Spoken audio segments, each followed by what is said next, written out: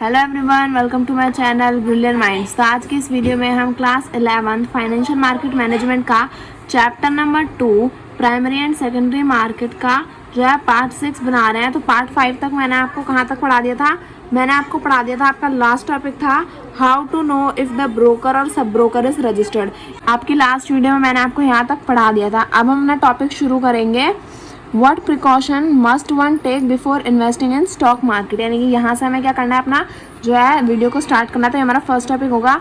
तो I hope आपने previous videos देखे होंगे, उसके बाद ही आप यहाँ पे पहुँचा। तो अब हम अपना स्टार्ट करते हैं। तो देख लेते हैं कि what precaution must one take before investing in stock market. यानी कि स्टॉक मार्केट में इन्वेस्ट करने से पहले हमें कौन कौन से प्रिकॉशंस हैं जो लेने चाहिए। So here are some useful pointers to bear in mind before you invest in the market. तो मार्केट में इन्वेस्ट करने से पहले कुछ ये इंपॉर्टेंट और यूजफुल पॉइंट्स हैं जो आपको याद रखने हैं। तो पहला दिया है हमें सबसे पहला, make sure your broker is registered with SEBI and the exchanges and do not deal with unregistered intermediaries. तो यहाँ में दे रखा है कि जो हमारा ब्रोकर है जिसके साथ हम क्या कर रहे हैं, ट्रेडिंग कर रहे हैं, तो वो क्या होना चाहिए, वो सेबी के साथ में रजिस्टर्ड होना चाहिए। और जो हमारा स्टॉक एक्सचेंज है उसके साथ भी क्या होना चाहिए, रजिस्टर्ड होना चाहिए। अगर उसे सेबी रजिस्टर्ड कर देगा तो वो ऑटोमेटिकली स्टॉक एक्सचेंज में रजिस्टर हो जाएगा। तो हमें यही बोला है कि हमें एक रजिस्टर्ड स्टॉक ब्रोकर से ही क्या कराना है, अपना सारा काम कराना है। किसी भी अनरजिस्टर्ड इंटरमीडियरी से अपना काम नहीं करवाना। तो ये हमारा क्या हो गया, फर्स्ट पॉइंट हो गया। अब अगर हम अपना सेकंड पॉइंट देखें तो सेकंड पॉइंट हमें यहाँ पे क्या दे रखा है, सेकंड पॉइंट हमें दिया है, ensure that you receive contract note for all your transaction from your broker with in 1 working day of execution the trade. यानी कि आपको क्या चाहिए, आपको आपके ब्रोकर से कॉन्ट्रैक्ट नोट चाहिए है विद इन 1 डे। यानी कि एक दिन के अंदर अंदर आपने जो ट्रांजेक्शन्स करी हैं उसका कॉन्ट्रैक्ट नोट आपको उस एक दिन के अंदर अंदर ही मिल जाना चाहिए आपके ब्रोकर से। फॉर एग्जांपल, अगर आपने आज क्या करवाया, अपने ब्रोकर से ट्रेडिंग करवाई या फिर कोई सिक्योरिटी की डीलिंग करवाई, तो आपको आज के आज ही क्या हो जाना चाहिए, 24 घंटे के अंदर अंदर आपका कॉन्ट्रैक्ट नोट आपको मिल जाना चाहिए। अब हमारा थर्ड पॉइंट दिया है, all investment carry risk of some kind, investor should always know the risk that they are taking and invest in a manner that matches their risk tolerance। यानी कि जैसा कि हमें पता है कि सारी इन्वेस्टमेंट में ही छोटा हो या बड़ा रिस्क होता ही होता है हर एक इन्वेस्टमेंट में, है ना। तो आप कितनी ही अच्छी इन्वेस्टमेंट उठा लो, रिस्क उसमें भी होगा। तो वो जो रिस्क है हम उसके बारे में हमेशा इन्वेस्टर को जो है वो है उसे पता रहना चाहिए कि उसका उस इन्वेस्टमेंट से रिलेटेड कितना रिस्क है, कि वो बहुत ज़्यादा हाई रिस्क है या फिर काफ़ी लो रिस्क है या फिर मीडियम रिस्क है। तो वो रिस्क उसके टॉलरेंस के हिसाब से होना चाहिए कि कितना वो झेल सकता है ना। जितना आप रिस्क झेल सकते हो, कितना आप रिस्क ले सकते हो, उसके हिसाब से आपको रिस्क लेना चाहिए। और आपको रिस्क पता होना चाहिए कि आपके इन्वेस्टमेंट में कितना है। आगे अगर हम बात करें, do not be mislead by market rumours, wrong advertisement और hot tips of the day. यानी कि अगर आप इन्वेस्ट कर रहे हो तो काफ़ी ज़्यादा मार्केट रूमर्स होता है, अफवाहें उड़ती हैं ना कि इस स्टॉक में बहुत अच्छे रिटर्न मिल रहे हैं, ये वो, तो उल्टी सीधी अफवाह चलती रहती है ना। रॉन्ग एडवर्टाइजमेंट, गलत एडवर्टाइजमेंट करते हैं लोग कि हमारा स्टॉक बहुत अच्छा है, लेकिन ऐसा कभी कभार होता नहीं है। वो स्टॉक इतना अच्छा होता नहीं है जितना वो एडवर्टाइजमेंट में बताते हैं। और बेकार की जो हॉट टिप्स आती है ना, ये जो फालतू के मैसेज आते हैं और ये जो खबर उड़ रही होती है बेकार की कि ये वाला स्टॉक बहुत अच्छा है, ये सिक्योरिटी बहुत अच्छी है, इसमें इन्वेस्ट करो। तो ऐसी आलतू फालतू की चीज़ों से मिसलीड नहीं होना, इधर उधर भटकना नहीं है। आपको अपनी वेरिफिकेशन करनी है, अपनी क्या करनी है, इन्फॉर्मेशन निकालनी है, उसके बाद इन्वेस्ट करना है। आगे में दिया है, take inform decision by studying the fundamental of the company. यानी कि कंपनी के फंडामेंटल कैसे हैं, फंडामेंटल इन द सेंस कि कंपनी की जो बेस है वो कैसी है, कंपनी कितने अच्छे से और कितने सालों से कैसा काम कर रही है, और वो उस फंडामेंटल को आप लोग को देखना है। उस कंपनी के बारे में स्टडी करने के बाद ही क्या करना है, एक डिसीजन लेना है। आगे दिया है हमें, find out the business the company is into, its future prospectus, quality of management, past track record, etc. Sources of knowing about the companies are through annual report, economic magazines, database available with vendors और your financial adviser. यहाँ में दे रखा है कि जिस भी आप company में इन्वेस्ट कर रहे हो उसके बारे में आपको सारी इन्फॉर्मेशन लेनी है, जैसे कि उसके फ्यूचर प्रोस्पेक्टस क्या है, उसकी फ्यूचर को लेके क्या क्या डिटेल्स होने वाले हैं, क्या क्या उसकी फ्यूचर प्लानिंग है, क्वालिटी ऑफ मैनेजमेंट यानी कि कंपनी जो है वो कंपनी अपनी सिक्योरिटीज़ को किस तरह से मैनेज करती है, उसके पास्ट रिकॉर्ड, पास्ट ट्रैक्स यानी कि वो अपने पास्ट में उसने कितना प्रॉफिट दिया है, ये सारी चीज़ें आपको पता होनी चाहिए। और अगर आपको ये सारी इन्फॉर्मेशन चाहिए तो आपको कहाँ से मिलेंगी, वो सोर्सेज आपको मिल जाएंगे एनुअल रिपोर्ट में से, इकोनॉमिक मैगजीन में से, और data available with the vendors और योर फाइनेंशियल एडवाइजर यानी कि जो आपका फाइनेंशियल एडवाइजर है, जो ब्रोकर है, वो भी आपको इन्फॉर्मेशन ला के दे देगा। या फिर आपको आपकी कंपनी की जो एनुअल रिपोर्ट आती है ना हर साल 31 मार्च को, उसमें से आपको मिल जाएगा। तो ये सारे इन्फॉर्मेशन आप वहाँ से ले सकते हो। और आगे दिया है, if your financial advisor or broker advise you to invest in a company you have never heard of, be cautious, spend some time checking out about the company before investing. अब देखो यहाँ में क्या दिया है, हमें दिया है कि अगर आपको फाइनेंशियल एडवाइज़र या फिर जो आपको ब्रोकर है वो आपको एडवाइस करता है कि आप एक कंपनी में इन्वेस्ट करो, लेकिन आपने उस कंपनी के बारे में कभी सुना ही ना हो या फिर आपको पता नहीं है कि वो कंपनी कैसी है, तो आपको क्या करना है, आपको बस आपके ब्रोकर ने बोल दिया तो आपने सुन के पैसा नहीं लगा देना। आपको क्या करना है, थोड़ा सा टाइम लेना है, आपको चेकआउट करना है कि वो कंपनी कैसी है, फ्रॉड तो नहीं है, अच्छी कंपनी है आपकी इन्वेस्टमेंट के लिए या फिर नहीं। तो ये सारी चीज़ें आपको क्या करना है, इन्वेस्ट करने से पहले आपको ये सारी चीज़ें अच्छे से चेकआउट करनी है बिफोर इन्वेस्टिंग इन कंपनी, यानी कि before investing in that company में इन्वेस्ट करने से पहले ये सारी डिटेल्स देख लेना। आगे दिया है, do not invest in any security और company that you are not comfortable with even if the broker strongly recommends, you should be firm and invest only where you want to.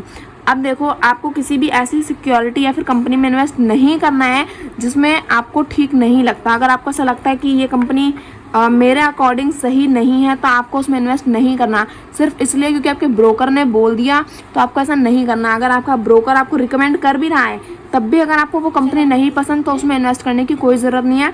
आपको क्या करना है, खुद ही सारी रिसर्च करनी है, verify करना है। अगर आपको फिर भी नहीं अच्छा लग रहा तो आप इन्वेस्ट मत करो, इट्स ऑल योर डिसीजन। आगे दिया है, do not be attracted by announcements of fantastic results, news report about a company, do your own research before investing in any stock. यानी कि हमें बोला है कि अगर जैसे फैंटास्टिक रिजल्ट्स या फिर कोई न्यूज़ रिपोर्ट आती है किसी कंपनी के बारे में कि ये कंपनी बहुत अच्छी है, इसके रिजल्ट्स बहुत अच्छे आए हैं, इसने बहुत ज़्यादा प्रॉफिट दिया है कुछ सालों में, तो ऐसा सिर्फ इतना सब अच्छा सुन के उस कंपनी में फटाफट जाके अपना पैसा मत लगा देना। क्या करना, उसका जो रिपोर्ट हैं, जो उसकी एनुअल रिपोर्ट्स हैं, जो उसकी बैलेंस शीट्स है ना, उसके बारे में सारी इन्फॉर्मेशन लेना, सारी रिसर्च करना उस स्टॉक में इन्वेस्ट करने से पहले, क्योंकि शायद पिछले टाइम उसका कुछ लक वक अच्छा रह गया होगा या फिर पिछले टाइम शायद किसी वजह से उसका अच्छा चल गया होगा, बट ज़रूरी तो नहीं ना कि हर साल वो प्रॉफिट ही देती चलेगी।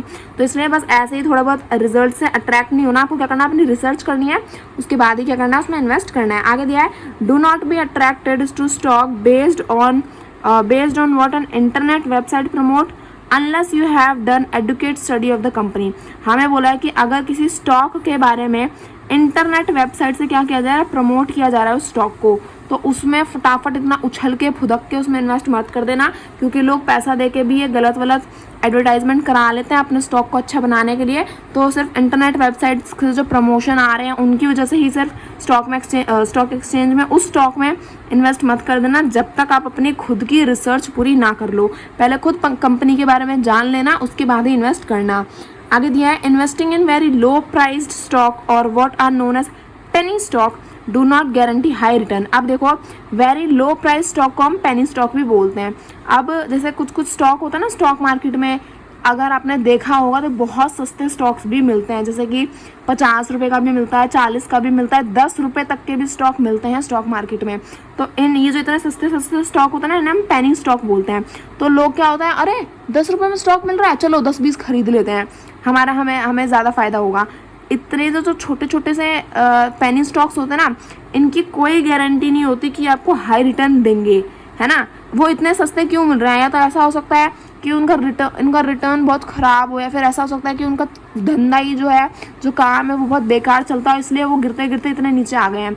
तो वो कोई गारंटी नहीं है कि वो हाई रिटर्न्स देंगे। तो इतना फुदक के अरे वास्ते सस्ते में मिल रहा है, ऐसे करके उस स्टॉक में एक्सचेंज मत कर देना। पेनी स्टॉक में तो फिर भी थोड़ा जांच पड़ताल करके इन्वेस्ट करना चाहिए।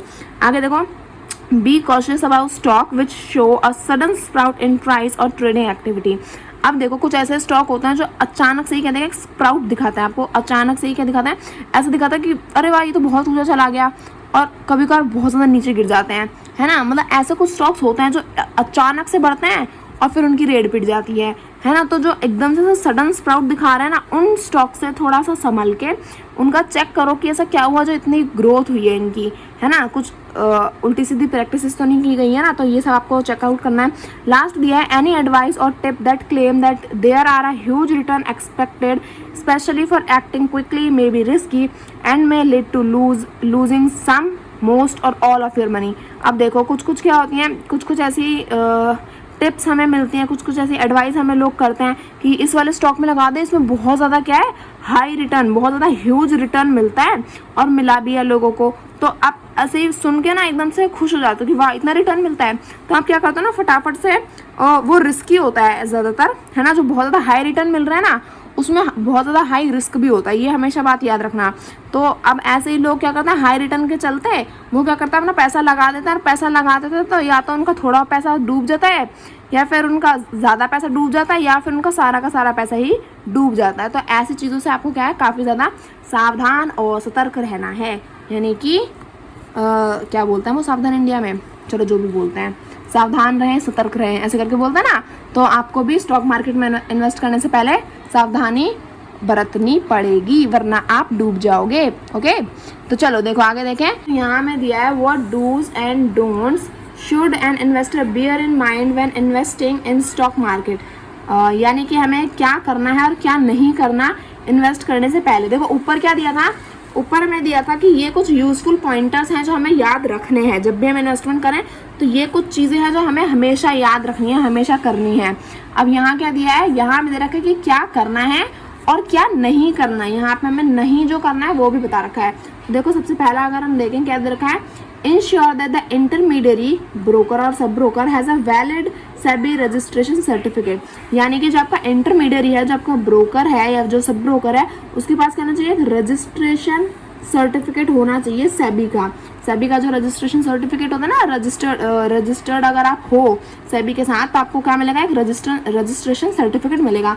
अब आधे बच्चों को यही नहीं पता होता है कि ब्रोकर क्या होता है, सब ब्रोकर क्या होता है। तो वो मैं आज आपको यहाँ पे समझा देती हूँ। देखो जैसे कि ये कंपनी है ना, चलो कंपनी छोड़ो, चलो कंपनी ले लेते हैं। एक कंपनी है, इसमें क्या है, इसमें कुछ वर्कर्स होंगे, है ना। अब देखो कि अगर एक कंपनी है तो उस कंपनी का क्या है, एक सीईओ है। अब सीईओ को आप समझ लो कि ये ब्रोकर है। अब सीईओ के नीचे वाले जो हमारे क्या बोलते हैं पोस्ट है, जैसे मैनेजर हो गया और हमारे ये और अलग अलग लोग हो गए, है ना, मैनेजर, वर्कर, इंटर्न, ये सब क्या है, अलग अलग पोस्ट है। तो जो सीईओ है वो समझ लो वो ब्रोकर है, और उसके नीचे वाले जितने भी पोस्ट हैं वो सब ब्रोकर हैं। यानी कि ब्रोकर क्या होता है, स्टॉक मार्केट में जो क्या करता है, सारे सब ब्रोकर्स को संभालता है। यानी कि एक सिक्योरिटी से रिलेटेड एक इंसान है जिसे हमने बोला ब्रोकर।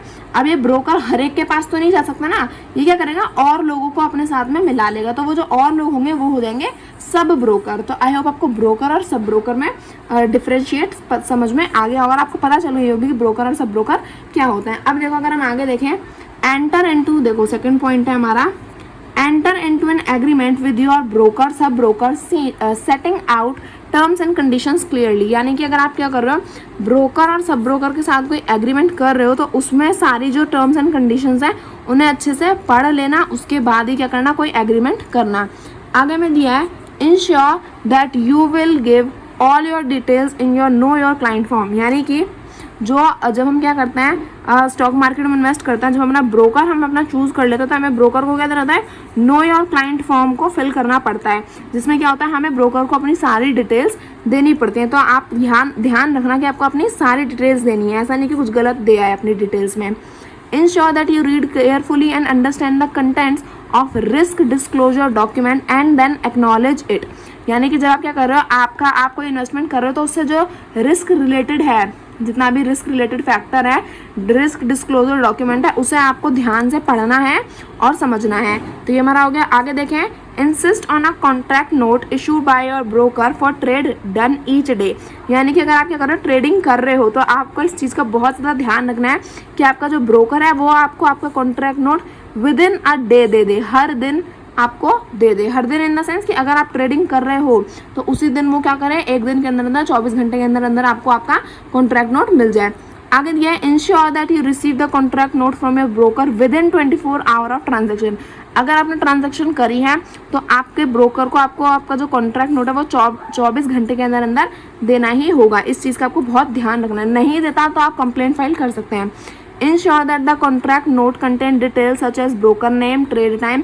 अब हमें बोला है कि कॉन्ट्रैक्ट नोट सिर्फ ऐसा लिख के नहीं दे देना एक पेपर पे कॉन्ट्रैक्ट नोट, उसमें सारी डिटेल्स होनी चाहिए, जैसे कि ब्रोकर का नाम, trade time and number, transactions price क्या है, ब्रोकरेज कितना हमारा कमीशन लिया है ब्रोकर ने, सर्विस टैक्स कितना लगा है, सिक्योरिटी ट्रांजेक्शन टैक्स कितना लगा है और जो ब्रोकर है उसका क्या है ऑथोराइज सिग्नेचर भी हमारे कॉन्ट्रैक्ट नोट पे होने चाहिए। तो ये सारी कुछ डिटेल्स हमारे कॉन्ट्रैक्ट नोट पे होनी चाहिए, तभी वो क्या माना जाएगा, एक वैलिड कॉन्ट्रैक्ट नोट माना जाएगा। आगे दिया है cross check genuineness of the transaction, log in to the NSC website www.nscindia.com and go to the trade verification facility extended by NSC, issue account, pay checks, demand draft in the name of your broker only as it appears on the contract note, सभी registration certificate of the broker। यानी कि अगर आपको क्या करना है, अगर आपको जेन्युइननेस जाननी है, अगर आपको जानना है कि आपका जो ब्रोकर है वो सही काम कर रहा है, कुछ गलत तो नहीं कर रहा ना, ऐसा तो नहीं ना कोई और अकाउंट बना के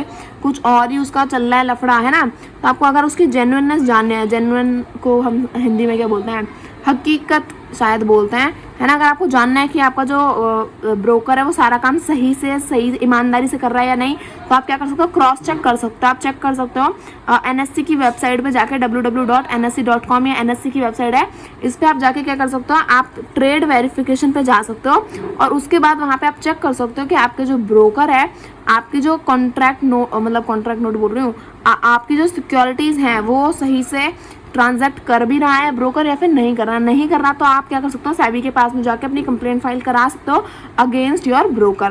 तो आप अपनी इस तरह से क्या कर सकते हो, वेबसाइट पे जाके अपने ब्रोकर की जेन्युइननेस भी जान सकते हो। अब अपना नेक्स्ट पे स्टार्ट करते हैं। अब आगे हमें यहाँ पे दे रखा है while delivering shares to your broker to meet your obligations, ensure that the delivery instructions are made only to the designated account of your broker only।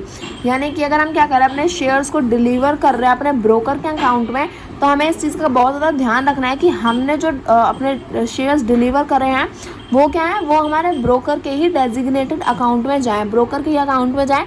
ऐसा ना हो कि हम कुछ गलती कर दें और वो किसी और के अकाउंट में चले जाएँ, तो इस बात का हमें ध्यान रखना है। आगे दिया है insist on periodical statement of account of fund, instead on periodical statement of account of fund and security from your broker, cross check and reconcile your account promptly and in case of any discrepancies bring it to the attention of your broker immediately. Please ensure that you receive payment delivery from your broker for the transaction entered you within one working day of the payout date। यहाँ हमें दिया है कि जो भी हम payment receive करते हैं, जो भी हमारी डिलीवरीज जो हम ब्रोकर के साथ कर रहे हैं, जो भी हम ट्रांजैक्शन एंटर कर रहे हैं, वो सारी की डिटेल्स, वो सारी चीज़ें हमें with in one working day हमें क्या है मिल जानी चाहिए। यानी कि इन्वेस्टर जो भी पेमेंट रिसीव कर रहा है, जो भी डिलीवरी कर रहा है अपनी सिक्योरिटीज़ की, और जो भी ट्रांजैक्शन एंटर हो रही हैं वो उसे एक दिन के अंदर अंदर मिल जानी चाहिए। और क्या है, हमें क्या करना है, हमें सिर्फ और सिर्फ सब कुछ ब्रोकर के ऊपर नहीं छोड़ देना है, हमें क्या करना है, क्रॉस चेक भी करते रहना है कि हमारा जो अकाउंट है उसमें सब कुछ सही से चल रहा है, या फिर अगर कोई भी डिस्क्रिपेंसीज, कोई भी परेशानी हमारे सामने आती है या फिर कुछ भी अगर हमें गलत लगता है, तो हमें क्या करना है, बैठे नहीं रहना, हमें ब्रोकर को बताना है कि देखो यहाँ पे ये कुछ परेशानियाँ, आप इसे ठीक कराओ, ठीक है। तो ऐसा करना है। आगे दिया है ensure that you do not undertake deals on behalf of others or trade on your own name and then issue check from a family member friend bank account. यहाँ हमें क्या दिया है कि हमें क्या करना है, हमें इस चीज़ का बहुत ज़्यादा ध्यान रखना है कि ऐसा ना हो हम क्या कर रहे हैं, जो डील्स हैं वो औरों के नाम, मतलब औरों की डील्स अपने नाम पे उठा रहे हैं ना, किसी और को सिक्योरिटी चाहिए या और उसका काम हम अपने नाम पे कर रहे हैं ना, क्योंकि अगर कुछ भी फिर गलत होता है तो सीधा सीधा नाम आपका ही आता है। तो ensure that you do not undertake deals on behalf of others, यानी कि औरों के बिहाफ पे आपको नहीं करनी है कोई भी सिक्योरिटी, आपको नहीं ट्रेड करनी है। और खासकर अगर आप किसी और के नाम पे उठा रहे हो तो उसे ट्रेड तो अपने नाम पे बिल्कुल भी नहीं करना, कि दूसरे की सिक्योरिटी और आप अपने नाम पे ट्रेड कर रहे हो, तो ऐसा कुछ होगा तो फिर तो भैया आपका पत्ता कट जाएगा, ठीक है ना। तो इस चीज़ का बहुत ज़्यादा ध्यान रखना। आगे दिया है similarly the demat delivery instruction slip should be from your own demat account, not from any another other family member friends account, यानी कि हमें बोला है कि डीमैट डिलीवरी इंस्ट्रक्शन स्लिप, यानी कि जो हमारी डिलीवरी, जो हम सिक्योरिटीज़ की डिलीवरी करते हैं तो उसकी एक इंस्ट्रक्शन स्लिप होती है, वो हमारे खुद के डीमैट अकाउंट की होनी चाहिए। ऐसा नहीं कि हमने ट्रांजेक्शन अपने अकाउंट से करी है और डिलीवरी इंस्ट्रक्शन स्लिप हमने मम्मी पापा फैमिली मेम्बर्स या फिर फ्रेंड के अकाउंट से ला रहे हैं, तो वो हमारे खुद के डीमैट अकाउंट की होनी चाहिए। आगे दिया है do not sign blank delivery instruction slip while meeting security pay in obligation, यानी कि हमें जो डिलीवरी इंस्ट्रक्शन स्लिप है उसे हमें ब्लैंक साइन नहीं करना। डिलीवरी यानी कि जो हमने सिक्योरिटीज़ की डिलीवरी है उसकी जो इंस्ट्रक्शन स्लिप है उसे बेकार में ही साइन नहीं करना कि हमें मिले भी नहीं और हमने ब्लैंक पे क्या कर दिया, साइन कर दिया। ऐसे ही हमें जो हमारा ब्लैंक चेक होता है उस पर भी साइन नहीं करने चाहिए, आपको तो इतना पता ही होगा। अब देखो, no intermediary in the market can accept deposit assuring fixed return, यानी कि मार्केट में ऐसा कोई भी इंटरमीडियरी, ऐसा कोई भी ब्रोकर नहीं होता जो आपको ये कह सके कि इसमें आप अपना पैसा डिपॉजिट कर दो इस सिक्योरिटी में और आपको पक्का इतना फिक्स्ड रिटर्न मिलेगा ही मिलेगा, गारंटी। कोई ऐसा बोले ना तो थप्पड़ मार के वहाँ से भगाना, ठीक है। ऐसा क्यों कह रही हूँ, क्योंकि कोई गारंटी तो है ही नहीं ना। अगर मार्केट में लॉस आ गया, जैसे कोरोना वायरस आ गया तो किसी को पता था कोरोना आ जाएगा, फिर ये वॉर चलने लगी रसिया और यूक्रेन के बीच, किसी को पता था ऐसा कुछ हो जाएगा, तो इसके चलते क्या होता है, मार्केट में नेगेटिव इफेक्ट पड़ता है और फिर लोगों का लॉस होता है। तो भला हमें कोई फिक्स्ड रिटर्न कैसे दे सकता है, तो ऐसा कोई भी मार्केट में कोई आपको फिक्स्ड रिटर्न अश्योर नहीं कर सकता। आगे दिया है hence do not give your money as deposit against insurance of return, तो अगर आपसे ऐसा कोई बोले कि यहाँ इन्वेस्ट कर दो आपको फिक्स्ड रिटर्न मिलेगा, तो आपको पैसा लेके डिपॉजिट नहीं करना कि आपको एक अश्योरेंस मिल गई कि वाह आपको तो रिटर्न मिलेगा ही मिलेगा। वो आपका पैसा खा जाएंगे और कुछ नहीं होगा, तो ऐसे अपना पैसा नहीं देना होता। आगे दिया है पोर्टफोलियो मैनेजमेंट सर्विस, इसे PMF भी बोलते हैं। So portfolio management service could be offered only by intermediaries having specific approval of SEBI for PMS. Hence do not part your funds to unauthorized person for portfolio management. Portfolio management क्या होता है, जब हम बहुत सारी securities क्या कर लेते हैं, हम ले लेते हैं और उसके बाद फिर क्या करते हैं, जब हम पोर्टफोलियो को मैनेज करते हैं। ये वाला जो पोर्टफोलियो मैनेजमेंट का काम होता है ना, ये सेबी के कुछ स्पेसिफिक इंटरमीडियरीज ही करते हैं। आप ऐसा नहीं कि आप अपना किसी को भी उठा के बोल दोगे कि आप हमारा पोर्टफोलियो मैनेज कर दो, वो क्या है, फिर वो अनऑथोराइज पर्सन हो जाएंगे।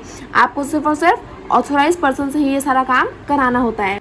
अब हमें यहाँ पे हमारा नेक्स्ट पॉइंट दिया है, delivery instruction slip is very valuable document. Do not leave signed blank delivery instruction slip with anyone while meeting pay in obligation. Make sure that correct ID of authorized intermediary is filled in the delivery instruction form. यहाँ में दिया है कि जो हमारा delivery instruction slip है ना, ये हमारा काफ़ी वैल्यूएबल डॉक्यूमेंट है, बहुत ज़्यादा वैल्यू करता है हमारे लिए, बहुत ज़्यादा ही इंपॉर्टेंट डॉक्यूमेंट है। क्योंकि ये क्या होता है, जो हमारी स्टॉक्स की सिक्योरिटीज़ की डिलीवरी है उसकी इंस्ट्रक्शन स्लिप होती है, तो इसे कभी भी ब्लैंक साइन करके आपको नहीं छोड़ के रखना है। और जब भी आप क्या करो, वाइल मीटिंग पे इन ऑब्लिगेशन, जब भी आप अपनी सिक्योरिटीज़ को क्या करो, डील करो, तो आपको ध्यान रखना है कि आपकी जो ऑथोराइज इंटरमीडियरी है उसकी करेक्ट आईडी जो है वो आपकी डिलीवरी इंस्ट्रक्शन फॉर्म में होनी चाहिए। तो ये आपको आया अच्छे से समझ में आया होगा। अब हमें यहाँ पे हमारा आगे वाला पॉइंट दे रखा है, नेक्स्ट पॉइंट दे रखा है, be cautious while taking funding from authorise intermediary as these transactions are not cover under settlement guarantee mechanism of the exchange. यानी कि जब हम क्या कर रहे हैं, आपको काफ़ी ज़्यादा सावधान रहना है while taking funding from authorise intermediary, यानी कि जब भी आप क्या ले रहे हो, पैसा ले रहे हो अपने ऑथोराइज इंटरमीडियरी से, तो आपको इस चीज़ का काफ़ी ज़्यादा ध्यान रखना है कि as these transactions are not covered under settlement guarantee mechanism of the exchange. यानी कि जब आप अपने इंटरमीडियरी से पैसा ले रहे हो, तो ये वाला जो काम है ना, जब आप पैसा लेते हो, फंडिंग करते हो, तो ये वाला जो मैकेनिज्म है ये आपका किसके अंदर नहीं आता, are not cover under settlement guarantee mechanism के अंदर ये वाली चीज़ें, आपकी फंडिंग वाली चीज़ें वो नहीं आती है। तो इसके लिए आपको क्या रखना है, काफ़ी ज़्यादा ध्यान रखना है। नेक्स्ट पॉइंट हमें दिया है, insist on execution of all orders under unique client code allot to you. Do not accept trade executed under some other client code to your account। यानी कि जब आप क्या कर रहे हो, आपको एक अपना क्लाइंट कोड मिला हुआ है, आपको अपना क्लाइंट कोड अलॉट हो रखा है, उसके अंदर जो ट्रेड्स हो रही हैं, उसके अंदर जो ट्रेडिंग हो रही है, सिर्फ और सिर्फ उन्हीं को आपको क्या रखना है, ध्यान रखना है। और जो ट्रेड एग्जीक्यूट हो रही है किसी और क्लाइंट की, तो आपको क्या करना है, उन पे ध्यान नहीं देना है। यानी कि insist on execution of all order under unique client code allotted to you do not accept trade executed, यानी कि अगर आपका जो आपका क्लाइंट कोड है उससे रिलेटेड जो इंस्ट्रक्शंस हैं, उससे रिलेटेड जो सिक्योरिटी है, आपको सिर्फ और सिर्फ उन्हें ही क्या करना है, एक्सेप्ट करना है। दूसरे क्लाइंट कोड का जो अकाउंट में जो ट्रांजेक्शन्स हो रही हैं वो आपको एक्सेप्ट नहीं करनी है, आपको सिर्फ और सिर्फ अपनी करनी है। मिनट, अब देखो यहाँ हमें क्या रखा, ये रहा, हमें दिया है when you are authorising someone through power of attorney of your operation of your DP account, make sure that, जब आप क्या कर रहे हो, जब आप किसी और को अपनी पावर ऑफ अटॉर्नी दे रहे हो, यानी कि आप किसी और को पावर दे रहे हो आपकी डीपी अकाउंट को मैनेज करने की, तो आपको किस चीज़ का ध्यान रखना है। सबसे पहला हमें दिया है, ये देखो, ये रहा, your authorisation is in favour of registered intermediary only, यानी कि जिसको भी आपने पावर दी है तो वो क्या है, वो रजिस्टर्ड इंटरमीडियरी होना चाहिए। सेकंड है, authorisation is only for limited purpose of debits and credits arising out of valid transaction executed through that intermediary only, यानी कि जिसको आप अपनी पावर ऑफ अटॉर्नी दी है उसमें सिर्फ क्या होना चाहिए, आपको सिर्फ और सिर्फ लिमिटेड पर्पस की ही डेबिट और क्रेडिट रखनी है। ऐसा नहीं कि बहुत ज़्यादा पैसा आपके अकाउंट में आ रहा है या फिर बहुत ज़्यादा पैसा आपके अकाउंट से निकाला जा रहा है फॉर ट्रांजेक्शन्स, तो आपको क्या करना है, सिर्फ लिमिटेड अमाउंट ही आपको अपने यहाँ पे सेट करके रखनी है। आगे अगर हम बात करें तो देखो क्या दे रखा है, योर डीपी स्टेटमेंट, अच्छा देखो मैंने टिक नहीं लगाया ना, ये देखो, you verify DP statement periodically, say every month, fortnight, to ensure that no unauthorized transaction have taken place in your account। आपको क्या करना है, आपका जो DP अकाउंट है उसे periodically टाइम टू टाइम क्या करना है, उसे चेकआउट करते रहना है, ताकि आप क्या चेकआउट कर सको कि कोई भी गलत ट्रांजेक्शन, कोई भी अनऑथराइज्ड ट्रांजेक्शन आपके अकाउंट में ना हुई हो। तो इस चीज़ का ध्यान रखना है। आगे दिया है, authorisation given by you has been properly used for the purpose for which authorisation has been given, यानी कि आपने जो अपनी ऑथराइजेशन दी है, आपने जो अपने जिस भी इंसान को आपने इतनी पावर दी है कि वो आपके अकाउंट को क्या करे, मैनेज करे, तो वो जो ऑथराइजेशन आपने दी है वो क्या है, सिर्फ और सिर्फ उसी काम के लिए यूज़ होनी चाहिए। यानी कि ऐसा ना हो कि वो आपकी पावर जो आपने उसे दी है उसका गलत इस्तेमाल कर रहा है, कुछ गलत ट्रांजैक्शन आपके अकाउंट में हो रही हैं। तो जिस चीज़ की पावर मिली है उसे क्या करें, प्रॉपरली, बुक ज़्यादा मूव कर रही है, उसे क्या हो, प्रॉपरली यूज़ करना है। जो ऑथराइजेशन जिस काम के लिए मिली है उसी के लिए आपको आपके अकाउंट का यूज़ करना है। आगे दिया है, case you find wrong entries please report in writing to the authorise intermediary. अगर आपको क्या लगता है, अगर आपको ऐसा, जैसे आप चेकआउट कर रहे हो और अगर आपको ऐसा मिला कि कुछ क्या है, कुछ गलत ट्रांजैक्शंस हुई हैं, कुछ गलत रिपोर्ट्स आई हैं, तो आपको क्या करना है, अपने ऑथराइज इंटरमीडियरी को फटाफट से ये सारी बात बतानी है कि कुछ गलत एंट्रीज आपके अकाउंट में हो रही हैं। आगे दिया है, do not accept unsigned duplicate contract note, यानी कि आपका जो कॉन्ट्रैक्ट नोट मिलता है वो क्या होना चाहिए, वो तो एक साइन होना चाहिए उस पर, आपके इंटरमीडियरी के ऊपर से वो डुप्लीकेट कॉन्ट्रैक्ट नोट नहीं होना चाहिए, ना तो वो अनसाइन होना चाहिए, ऐसा नहीं होना चाहिए कि उस पर सिग्नेचर ही ना हो, और वो डुप्लीकेट भी नहीं होना चाहिए, यानी कि आपके कॉन्ट्रैक्ट नोट पे साइन भी होने चाहिए ऑथराइज इंटरमीडियरी के, और वो डुप्लीकेट भी नहीं होना चाहिए, ओरिजिनल होना चाहिए। आगे दिया है, do not accept contract note signed by an unauthorise person, यानी कि अगर किसी और अनऑथराइज पर्सन ने अगर उसे साइन कर दिया आपके कॉन्ट्रैक्ट नोट को, तो उसको आपको एक्सेप्ट नहीं करना। आप मना कर दो कि मैं यह कॉन्ट्रैक्ट नोट नहीं लूँगा क्योंकि, या नहीं लूँगी क्योंकि ये क्या है, एक अनऑथराइज पर्सन ने यहाँ पे ये सिग्नेचर इस पर कर रखे हैं। आगे देखो, do not delay payment delivery of security to broker. अब आपको जो पेमेंट्स करनी है या फिर जो डिलीवरीज करनी है अपनी सिक्योरिटीज़ की अपने ब्रोकर को, उसमें आपको टाइम नहीं लगाना, उसमें आपको डिले नहीं करना कि आज देना था पर आप कल दोगे, परसों दोगे, ऐसे बहानेबाजी कर रहे हो, तो ऐसा नहीं करना। टाइम टू टाइम आपको सारी चीज़ें देनी है। आगे दिया है, in the event of any discrepancies disputes please bring them to the notice of the broker immediately in writing acknowledged by the broker and ensure their prompt recertification. तो देखो यहाँ पे क्या दिया है कि अगर आप कोई भी डिस्प्यूट है, कोई भी परेशानी है, कुछ भी गलत अगर आपको लग रहा है अपनी सिक्योरिटी से रिलेटेड, तो क्या करो, उसे फटाफट अपनी ब्रोकर के नोटिस में लाओ, ब्रोकर को बताओ, और क्या करो, ताकि आप इंश्योर हो सको खुद में कि आपने अपनी जो भी परेशानी थी वो बता दी, अब जो है वो ब्रोकर आगे संभाल लेगा। तो ये हमारे क्या थे, कुछ डूज एंड डोंट्स थे जो हमें याद रखने थे कि कब क्या कैसे करना होता है। तो आई होप आपको ये अच्छे से समझ में आएगा। अब ये जो हमारा थोड़ा सा नीचे का पैराग्राफ दे रखा है ना, ये मैं आपको अच्छे से समझाती हूँ। यहाँ हमें दिया है, in case of sub broker dispute inform the main broker in writing about the dispute at the earliest. If your broker sub broker do not resolve your complaint with a reasonable period, please bring it to the attention of the investor service cell of the NSE। यानी कि जैसे मैंने आपको बताया था ना broker और sub broker, अब जैसे आपका सब ब्रोकर है उसको नहीं, आपको उस सब ब्रोकर से कुछ परेशानी है तो आप क्या करोगे, ऐसा नहीं कि पहुंच गए सुप्रीम कोर्ट चलो फैसला होएगा अब तो नहीं, आपको करना जो मेन ब्रोकर है उसको आपको ये बात बतानी है कि देखो भाई ये सब ब्रोकर इस तरह से मेरा काम नहीं करना, जो भी आपकी कंप्लेंट है वो आप मेन ब्रोकर को बताओ। अब मेन ब्रोकर को बताने के बाद भी अगर आपका डिस्प्यूट जो है, जो भी आपकी परेशानी है वो क्लियर नहीं हुई तो आपको क्या करना है, आपको जाना है अपनी कंप्लेंट लेके। अगर आपको ऐसा लगा कि मेन ब्रोकर ने सही से सारा काम नहीं किया, मेरी कंप्लेंट अच्छे से उसका जवाब नहीं दिया, सही से सब कुछ नहीं किया, उसने सही फैसला नहीं सुनाया, तो आप क्या कर सकते हो, आप जा सकते हो इन्वेस्टर सर्विस सेल में जो NSE हमें प्रोवाइड करता है। इन्वेस्टर सर्विस सेल क्या है, यहाँ पे आप अपनी कंप्लेंट्स बता सकते हो, अपनी किसी भी प्रॉब्लम से रिलेटेड, बस पर्सनल प्रॉब्लम, घर की लड़ाई और बहन ने थप्पड़ मार दिया और दोस्त ने पैसे चुरा लिए, वो सब नहीं करना आपको, है ना। सिक्योरिटी से रिलेटेड जो भी परेशानी है वो आप यहाँ पे बता सकते हो इन्वेस्टर सर्विस सेल में आके कि क्या परेशानी है, क्या डिस्प्यूट है आपकी ब्रोकर और सब ब्रोकर से रिलेटेड। अब देखो, while logging a complaint with investor grievance cell of the NSE, investor grievance cell और इन्वेस्टर सर्विस सेल यहाँ पे हमारी सेम ही चीज़ें। ये क्या है, कंप्लेंट फाइल करने के लिए हमारे पास एक प्लेटफॉर्म है जो NSE हमें क्या करती है, प्रोवाइड करती है। It is very important that you submit copies. अच्छा देखो, जब आप कंप्लेंट फाइल कर रहे हो ना तो आपके पास कुछ बेसिक और बहुत इंपॉर्टेंट डॉक्यूमेंट्स होने चाहिए, जैसे कि हमारा contract note, proof of payment, है ना, डिलीवरी ऑफ शेयर्स यानी कि डिलीवरी ऑफ सिक्योरिटी सीधा सीधा हम कह सकते हैं, along with the complaint. Remember, in the absence of sufficient documents, resolution of complaint become difficult। देखो, अगर आपको जो भी परेशानी है वो क्या होगी, आपकी सिक्योरिटी से रिलेटेड होगी, है ना, तो उसको प्रूव करने के लिए आपको क्या करना पड़ेगा, आपको इन्वेस्टर ग्रीवेंस सेल्स को कुछ अपने इंपॉर्टेंट डॉक्यूमेंट्स दिखाने पड़ेंगे। जैसे कि आपके पास आपका कॉन्ट्रैक्ट नोट होना चाहिए दिखाने के लिए, जैसे एडमिशन के लिए जाते हैं स्कूल में तो TC दिखाते हैं ना, ब्लड ग्रुप दिखाते हैं, कौन सी क्लास में जाना है ये दिखाते हैं, पास्ट रिकॉर्ड कैसे रहे हैं आपके, आप पास फेल कितनी बार हुए सब दिखाते हैं ना, आधार कार्ड दिखाते हैं, एड्रेस प्रूफ दिखाते हैं।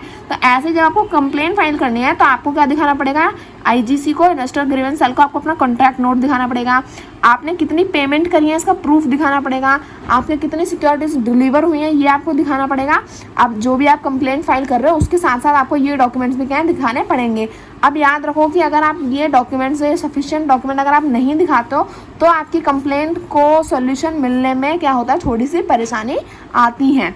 तो ये इस चीज़ का हमें क्या रखना है, काफ़ी ज़्यादा ध्यान रखना है। अब देखो सेकंड पेज पे हमारा इस टॉपिक से रिलेटेड 2 लाइन लिख रखी है, वो मैं आपको दिखा देती हूँ।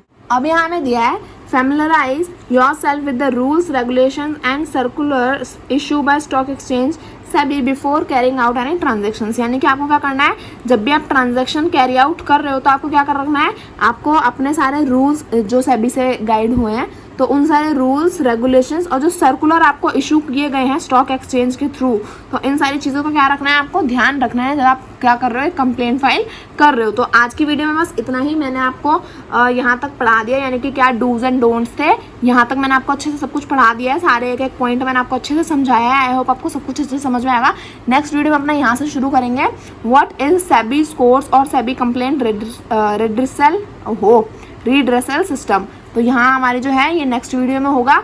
तो आई होप मैंने आपको आज जितना भी पढ़ाया वो सब आपको अच्छे से समझ में आया होगा, कोई भी आपका डाउट नहीं रहा होगा। फिर भी अगर आपको कोई डाउट है, कोई क्वेश्चन है चैप्टर 1 से रिलेटेड या फिर चैप्टर 2 से रिलेटेड, तो आप मेरे से पूछ सकते हैं। क्लास 10th से रिलेटेड भी अगर कोई परेशानी है तो भी आप मेरे से क्या कर सकते हैं, कमेंट सेक्शन में पूछ सकते हैं। तो आई होप आपको अच्छे से समझ में आया होगा। वीडियो को प्लीज़ अपने क्लास ग्रुप में और अपने दोस्तों के साथ भी शेयर कर देना ताकि वो भी अच्छे से पढ़ सकें। तो हाँ, बस इतना ही। आई होप आपको वीडियो अच्छी लगी होगी। वीडियो अच्छी लगी तो प्लीज़ वीडियो को लाइक करें and subscribe my channel for more videos. Thank you for watching.